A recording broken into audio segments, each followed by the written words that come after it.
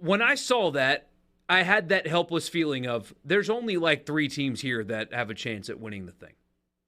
And then I had to remind myself that it's been that way. We used to mock that on this show every year. We would have the odds would come out, and it's, well, hey guys, 4 teams can win the championship. Here they are. Every year, it's been that way in the playoff era. If you can believe it, Ohio State winning the first college football playoff, Ohio State was an upset. That was surprising because of the quarterback injuries. That's where we are. That's where we have been in college football. It's the same 4 or 5 teams every year can win. And that hasn't changed, and that hasn't gotten any worse. If you listen to us every day, you heard a couple months ago now that the recruiting has actually spread out ever so slightly in this era. So nothing really has changed in terms of haves and have-nots, and the big programs are going to get all the players. They always already did. They always had the best odds. They always won all the championships. Pre-NIL, post-NIL. It's the exact same thing. And so here's what I wanted to bring up today, because I mentioned it to you the other day, and I kind of liked where my head was here. And you guys out there listening, tell me if you agree with this. I read something yesterday from CBS and Dennis Dodd about how we're 3 years into the NIL era and nobody has fixed NIL. And you had all the contingent go up to Washington to lobby Congress, and guess what? That went nowhere because Congress intentionally doesn't want to do anything to help you in your daily life. They're sure not going to help college football either. I think that's the wrong thing to try to fix. When everybody talks about how NIL is out of control, the money is out of control, I think that's the wrong thing that's out of control. I think it's the movement. And if you stopped the movement, the money wouldn't bother people. I was thinking about Ole Miss in this capacity. Quinshon Judkins. Kind of under-recruited relative to his obvious ability out of high school. Alabama didn't pursue him. Auburn did late, and they were kind of like, we're too good for you in his recruitment. Lane Kiffin wanted him, got him. Had a heck of a first year. Led the SEC in rushing, all that. Immediately thereafter, basically everybody in college football tampers with and tries to get him. But Ole Miss ponied up a bunch of money and gave him he's under contract. That's what all of these are. He's got a fat contract to keep running the football for Ole Miss. Guess what's going to happen after this year, too? The exact same freaking thing. And you know where that doesn't happen? Professional sports. When the Dallas Cowboys signed Dak Prescott to that big contract at the time, guess who didn't have to worry about their quarterback anymore? The Ravens, they just went through this. Ravens fans just went through it. They were so worried about Lamar Jackson leaving. And then he signed with the Ravens. Big contract.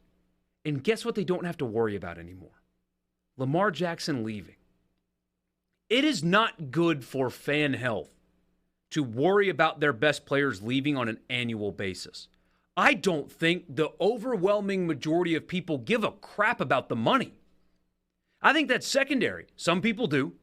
Some people really get bothered that college athletes are making money, and they always will. But I think the issue is the right issue is not being tackled.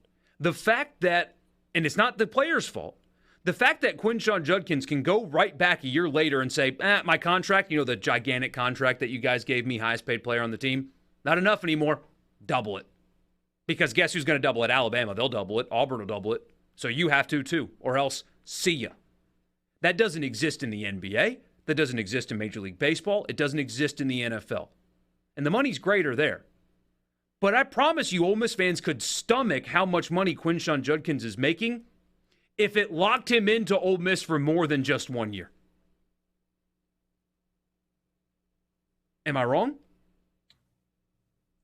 First off, you tricked me. Yeah, I thought we were going to talk about college football, and you tricked me. Just want to point that out. I did a little bit. This is another NIL discussion. We can get back to that. I don't disagree.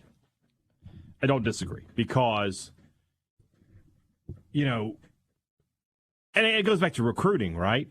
Like the word commitment is such a terrible word to describe what happens in the recruiting process because commitment means you're committed. It's over. And yet you see guys who they're on their third and fourth commitments. Yeah. Like I feel bad for your girlfriend. So I get it. Yeah. And you're right. There are some people who are just like, I don't want them getting paid, which is just silly because they've always been getting paid.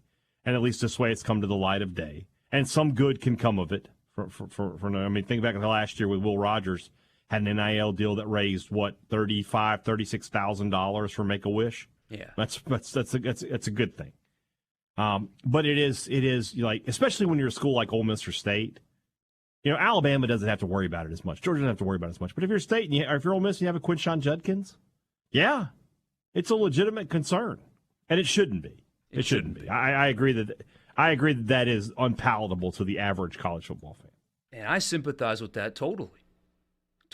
So we got some of your messages. We'll read those, and then I promised Haydad we'll get back to college football, so we'll do some more college football as well. But I've been thinking about that today, and the issue is not the money. The issue is the movement. And college athletes who are not as valuable as Lamar Jackson have more privileges than Lamar Jackson. Is that fair? No, it is not. There. Mike in Madison says, I agree with you 1,000%, or is that 10? That's 10,000%. Portal needs addressing, not NIL. Too close to be detailed, but classic example with a baseball player here in Mississippi. Another one, you're spot on. Loyalty to the school is most important. Bobby says, I still think the money should be hidden, the amounts anyway, and if it comes out, it's discussed. You lose all ability to get another NIL deal, period. I don't know. Who's discussing the amounts? Who? I have never heard an NIL deal where somebody was able to confirm an amount. Yeah, they keep those hidden. Somebody said, I think Livy Dunn is the one got it going on with NIL. Yeah, very much. She's doing well. She's a millionaire, multi-millionaire. Another message, you must have contracts with teeth. If they leave, they should have to pay back the contract and the penalties to the collective to pay another player to replace. All of this movement crap is for the birds and ruins the fan experience because each year has potential to be all rookies and have to start all over again. It's a bad system. Well, the issue is the contracts are given by a third party. So they can't, and you would never sign a player if you're the school giving out contracts that make you pay them back if you leave. What should have happened is the NCAA should have done. Here's an idea. When you sign a letter of intent for a school, it's for 2 years. Out of high school, it's for 2 years. And then after that, if you want chaos, that's fine. But the fact that a player can go to a school, sign in January, and transfer out in April is ludicrous. That's so stupid. But to your point, though, the anxiety that comes with the constant movement is not good for fan morale. And I was listening to a podcast with the Kelsey brothers, Jason and Travis Kelsey. They do a podcast together. Don't listen to it with the kids in the car, but it's really good, insightful when it comes to the NFL. Good point. Don't listen to it with the kids in the car. No. But they were talking about the COVID year and how bizarre it was playing without fans. And they both were like, look, we don't just say that to make our fans happy. It sucks playing football without fans. It's worse. He said they said playing the game is worse as a player without fans. Even on the road, they're like, I'd rather play 17 road games than have 8 home games with nobody in the crowd. So when you are involved in a system that is giving fans anxiety or whatever you want to call it, Haydad lost power. So we'll try to get him back as best we can. But when you've got a system in place that gives fans anxiety every single year that their best players might leave, it's a bad system. And the thing is, they still can do something about this if they choose to. The fact, I said it before, I'll use the same example. The fact that, with all due respect, great player, love watching him play, it's great that he's at Ole Miss, but the fact that Quinshon Judkins has more leverage and power than Lamar Jackson That's a problem. He has more leverage and power than the quarterback of the Dallas Cowboys. That's a problem. And that can be fixed, and nobody's doing anything about it.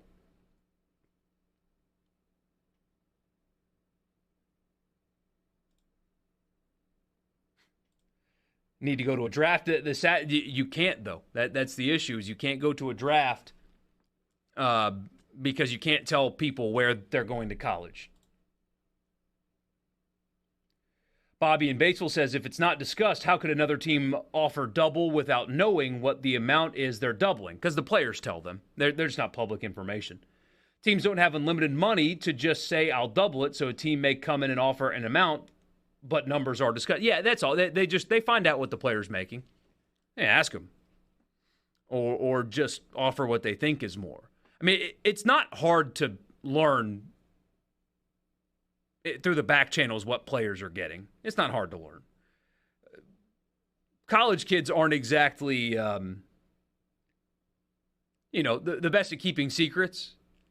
And the thing is, they want to use the leverage. They want to use it. They want other schools to know what they're making so they can start upping the ante. Can't continue like that. I'm perfectly 100% all in on players getting money. Legal adults should be allowed to get paid for doing whatever they do. You should be allowed to get paid for it. But the fact that contracts don't exist, real contracts, is truly bizarre. Mike, you are right, and that is true. And you've got that system going on in this state, that the smart collectives structure their deals to be paid out monthly. That is true, but they're not binding. They're only binding one way. How many good contracts are only binding one way? Not many. Hey, that's having fun with me on the video feed, because when he loses power, the video still holds, just not the audio. So he's pretending like he's talking to me. It's kind of funny. I'm going to have to wait to the break, though, to try to get him back. So if you want more Hey Dad, you got to wait another 3 minutes before I can cycle the power and hopefully get him back on. Otherwise, you're just going to ride with me for the rest of the day, and that's okay. Do I think Dak Prescott leaves state if there's NIL when he played? I don't think so. And that's something that you do have to remember. Not everybody leaves. Your roster is filled with 85 guys. 85 guys aren't leaving. Will Rogers was contacted by another SEC program. Another SEC, tried to be anyway. I don't know if Rogers himself spoke to the coach himself, but there is an SEC West program that tried to get in contact with Will Rogers. He stayed at Mississippi State. There are more examples of players staying than there are of players leaving. Judkins stayed at Ole Miss. Jackson Dart could have gone somewhere if he wanted to. He had multiple options. If I'm being honest with you, chose to stay. More players choose to stay than leave. That's something you got to remember. The guys that leave get all the headlines, but they do stay more often than leave. But the anxiety of they might leave is an issue to me. Another message, agree with the 2-year commitment comment, but would add that you only get one transfer. If you're going pro and are that good, you're probably leaving after 3 years. Anyway, Kenny, in this, you're spot on. Kenny says, for me, it's a player transferring before even seeing a snap. That just simply, it's just ludicrous. It is. And professional athletes don't get that luxury. They don't. Somebody says the other guy ain't good anyway. Take it solo the rest of the way. One of these days, I'll be able to kick Hey Dad off of this show permanently. But today is not that day. I think he hears me. I can't hear you. So, no, I cannot. But he can hear me somehow. That's interesting. We'll figure that out. Hey, Dad, I'm going to reset the tie line at the break is what I'm going to have to do. I'm just going to have to reset the whole thing. If Dart transfers, he has to sit. Not true if he gets a degree, which he will by the end of this year. Is it not just the free market at work? It is. It is. But there are restrictions in sports, professional sports, That exists. There are, you sign non-competes and things like that. I've got a buddy that had to sit 6 months through the end of a non-compete before he could take another job. People in our industry sign multi-year contracts with their employer. I've got a buddy that does radio in another state, signed a 3-year deal. He can't leave. He's with that company for 3 years. And if they fire him, they have to pay him out the full length of the contract. And if he leaves, he has to pay them out the full length of the contract. He's bought in with his employer. So that exists everywhere, but especially in sports. Mike.